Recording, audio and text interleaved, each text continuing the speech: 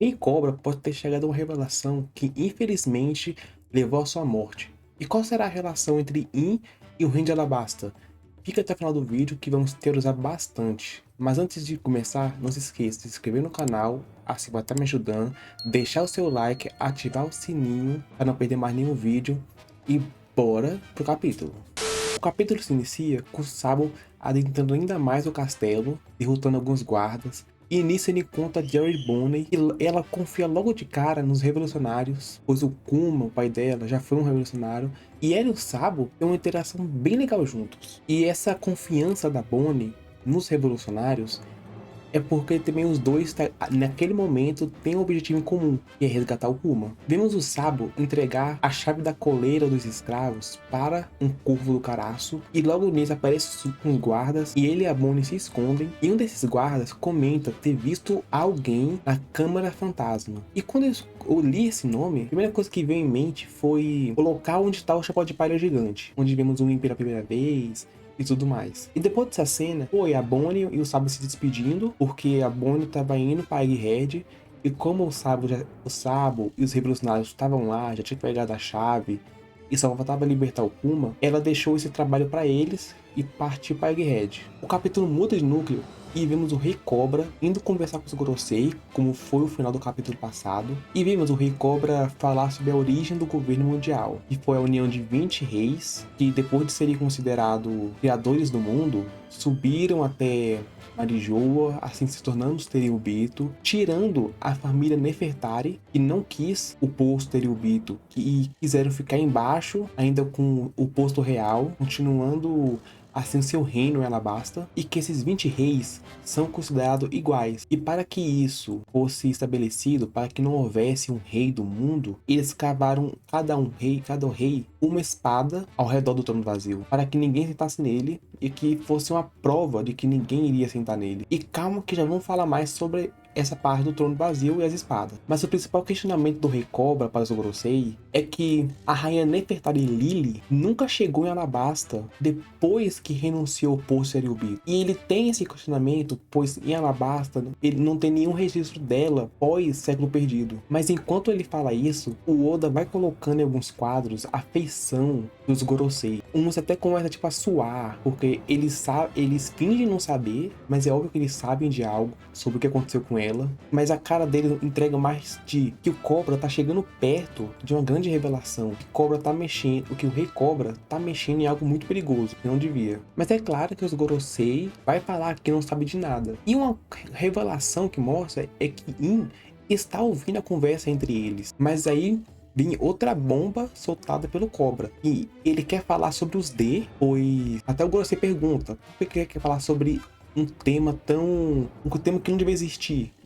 Sobre uma família que não deve existir, que é a família dos D. E o Rei Cobra fala que a Nefertari Lily deixou uma carta sobre esse assunto em Alabasta para ser passado em geração, mas infelizmente não nos foi mostrado o conteúdo da carta, sobre o que fala dos D. Mas depois disso muda de novo o núcleo do capítulo. E dessa vez vemos o São Charles, o Tenryubito, com a ajuda do Kuma, dessa vez, que está sendo escravizado, tentando novamente capturar Shirahoshi. E que cara chato, velho, que cara chato. E a gente vê a reação da galera ao redor deles. E eles, tipo, não aceitam aquilo. Eles, óbvio que não acham aquilo certo. Mas eles não têm o que fazer, pois eles são fracos, eles sabem que se fazer alguma coisa, o Almirante aparece, e os Tenryubitos são os poderosos do mundo. Então, a única coisa que eles fazem é correr e fingir que a Shirahoshi nunca existiu. E o irmão delas, o Fukaboshi, Manboshi e Ruboshi, ficam com raiva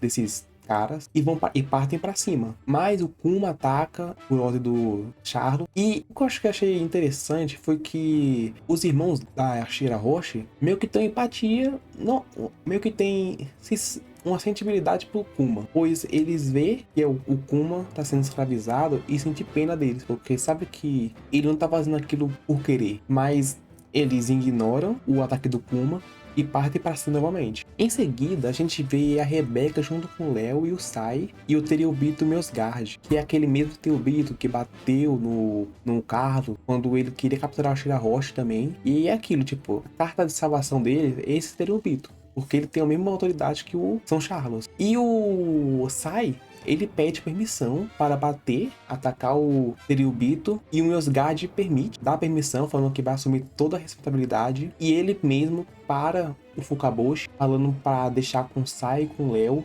pois eles são piratas, e eles não têm um reino a carregar nas costas, porque se o Fukaboshi atacasse o Tenryubito, eles estariam condenando o reino dos homens peixe. Então, inteligente da parte do Myosgard para eles. E em uma página muito bonita, incrível, vemos o Sai e o Léo atacando junto o São Charles, assim afundando ele no chão. E nossa, velho, que satisfação, porque o personagem chato, meu Deus. E pra mim, eu queria que ele morresse aqui. Nossa, se ele morresse ia ser muito bom. Mas, no capítulo 1054, o Kizaru, ele fala o que vamos fazer sobre o caso de assassinato, de tentativa de assassinato do São Charles. Então, tipo, foi uma tentativa, então ele deve estar vivo ainda, com certeza. Mas o Oda, ele deve fazer ele vivo pra apanhar mais.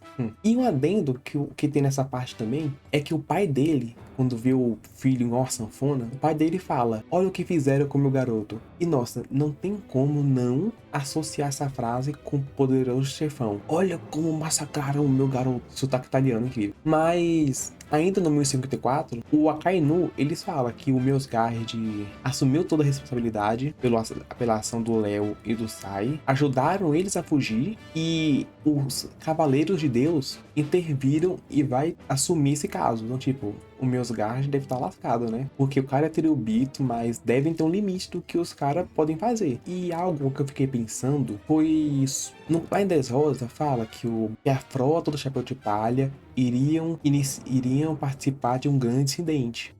Aí eu fiquei pensando, será que é desse incidente que estavam falando? Porque, porra, tentar matar um Tenryubito na Terra Sagrada é uma grande coisa, né? É um grande incidente. Uma tentativa de assassinato de um Tenryubito. Mas, particularmente, eu não acho que seja isso, pois eu acho que o Oda daria um pouco mais de foco. Teria colocado mais coisa. Mas, depois que o Tenryubito foi amassado, Kuma foi atacar o Sai e o Léo, só que aí aparece o Morley parando o Kuma e o Caraço, que tá com as chaves. E os dois pegam o Kuma e desaparece de lá, porque o Morley consegue afundar no chão. E tipo, todo mundo com a cara de... O que aconteceu? Do nada apareceu um gigante, um corvo, pegou o Kuma e saiu em questão de segundos. E todo mundo ficou com uma cara de surpresa, sem entender nada. Mas vamos para a última parte do capítulo, que é a cara de choque tremenda do Rei Cobra por estar vendo alguém subindo até o trono do vazio e sentando. E esse alguém é E nossa, galera, até o Gorosei fica surpreso, pois em aparecer um ser que é o culto de todo mundo, aparecer do nada um Rei Cobra lá, é porque o Rei Cobra nesse momento já assinou o atestado de óbito dele. E que gancho perfeito pro próximo capítulo. E vai ser só daqui 2 semanas, porque semana que vem, infelizmente, tem um capítulo. E nossa, depois que acabou o ano, o Oda tá reinventando o mangá, velho. Porque não é possível. Tá sendo bomba atrás de bomba. E essa é a primeira vez que eu me lembre, sem contar flashback nem nada, estamos em sequência de capítulos seguidos, sem ver o Luffy e os outros. Se eu não me engano, acho que é uns 6 capítulos que estamos sem ver o bando do Luffy e o que tá acontecendo em Egghead. Aí eu fico pensando, imagina se o Oda coloca pela primeira vez que o stand de Egghead seja em off. Fique mostrando 10 capítulos, 15 capítulos, com acontecimentos ao redor do mundo, o que tá acontecendo na Amazon Lily, o que tá acontecendo com Barba Negra e tudo mais. Aí quando for voltar, mostrar tipo a reação, mostrar tipo no jornal o que aconteceu com Luffy e Egghead. Eu acharia bem maneiro e diferente também. Mas vamos falar aqui sobre Lily e In. Depois desse capítulo, todo mundo vai achar que Lily, na verdade, é In-sama. Só que eu não quero cravar isso, nem pegar isso como uma verdade, como já confirmado no caso, porque Oda gosta de surpreender. Mas quando o Cobra fala que das 20 famílias colocaram as espadas, e quando a gente vai contar na primeira vez que tem o trono, tem só 19 cravadas no chão, aí fica pensando, onde está essa última espada? Só que quando aparece o In pela primeira ou segunda vez, vemos uma espada cravada naquela sala onde está cheio de borboleta, onde tem um jardim, e tá até o cartaz do Luffy e do Barba Negra. Aí, tipo, aquilo dá a entender que uma das famílias não quis a igualdade. Aí vem na minha cabeça, todos devem pensar que Lily não quis ser um Tenryubito, pois ela queria ser algo mais. Muitas pessoas devem pensar isso. É por isso que Lily agora virou Yin e tá comandando o mundo. Mas eu vou mandar um aqui. E se Yin não for a Lily, e sim o filho dela, filho ou filha? Porque nesse capítulo tem uns enquadramentos que dá a entender que Yin é uma criança, pois parece que ele é muito menor do que algumas coisas. Ela mesmo sentando no trono vazio, ela fica minúscula em relação ao trono. Só se o trono fosse de um gigante, mas não sabemos como é a dimensão do trono. Mas, mesmo colocando essa teoria de que é uma criança, eu não queria tanto assim, pois criança brigar em One Piece não tem como. E eu quero particularmente que In seja um lutador ou um lutador lutasse. Mas se In for realmente uma criança, eu fico pensando, tipo, como posso falar? Tipo, eu fico pensando, tipo, In com algum poder muito absurdo e não precisa que ele mesmo faça algo.